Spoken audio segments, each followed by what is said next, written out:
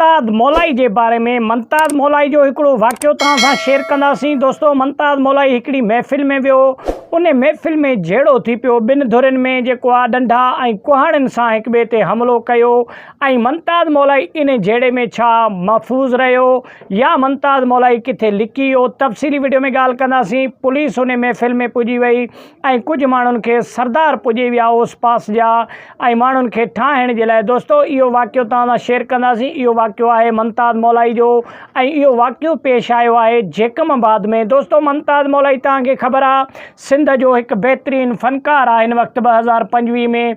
ऐं उन खां अलावा झंग झर में हिन वक़्तु 2025 में मंताज़ मौलाई खे तमामु घणो शौक़ सां ॿुधियो ऐं ॾिसियो वञे थो। दोस्तों, मंताज़ मौलाई खे हिकिड़े प्रोग्राम में अचण जे लाइ जॾहिं दावत मिलियो, जेकमाबाद जो प्रोग्राम हुयो, मंताज़ मौलाई उन्हनि खे हा कई ऐं ॿिनि धुरनि जे विच में जॾहिं मंताज़ मौलाई उते वञी पुॻो, जेकमाबाद में पिंडाल ते वञी पुॻो, जॾहिं ॻाइण जो टाइम आयो त मंताज़ मौलाई जॾहिं पंहिंजा गीत स्टार्ट कया त ॿ धुरियूं हुयूं पाण में जिन्हनि जो प्रोग्राम हुयो। हिकिड़ी उहे धुर हुई, उहा आई जेको आहे सो मंगसी बिरादरी जा ॿई जेको आहे सो पार्टियूं हुयूं जिन्हनि महफ़िल कराई, उहे बि मंगसी बिरादरी हुया।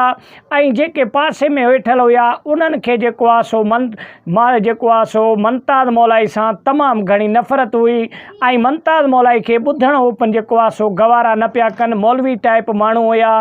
पोइ उन्हनि जॾहिं हिननि प्रोग्राम खे रोकाइण जे लाइ जॾहिं आया त पोइ जहिड़ो थी पियो इन्हनि ॿिन्हिनि धुरनि में जिन्हनि प्रोग्राम करायो, उन्हनि चयो बा त हे प्रोग्राम थी रहंदो, छाजे करे जो मंताज़ मौलाई परे खां आयो आहे, महिमान आहे असांजो।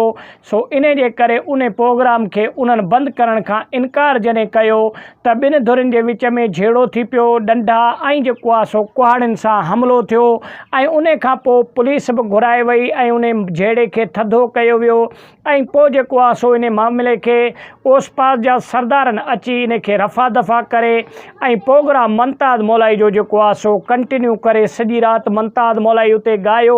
ऐं मंताज़ मौलाई जेको आहे सो सुबुह जो फजर जे टाइम ते उतां जेकमाबाद मां निकिरी पंहिंजे ॻोठ जी तरफ़ रवाना थियो। त दोस्तों, सिंध जा खोड़ सारा फ़नकार आहिनि जिन्हनि सां खोड़ सारा वाक़िया ज़िंदगीअ में थींदा रहंदा आहिनि। किथे फ़नकारनि खे धाड़ेल रोकींदा आहिनि, किथे पुलिस रोकींदी आहे, किथे ॿिनि धुरनि में जहिड़ो थी पवंदो आहे। इहो फ़नकारनि जो कमु आहे। दोस्तों, सिंध जा मक़बूल तरीन फ़नकार आहे मंताज़ मौलाई, जंहिं हिन वक़्तु रिसेंटली गवर्नर हाउस गवर्नर सां मुलाक़ात कई। इन में छा ॻाल्हियूं तइ पायूं, इहा तफ़सीली वीडियो में ॻाल्हि कंदासीं। वॾी महिरबानी, मिलंदासीं के नेक्स्ट वीडियो में। तेसिताईं ईंदा इजाज़त, अल्लाह ने के बाद।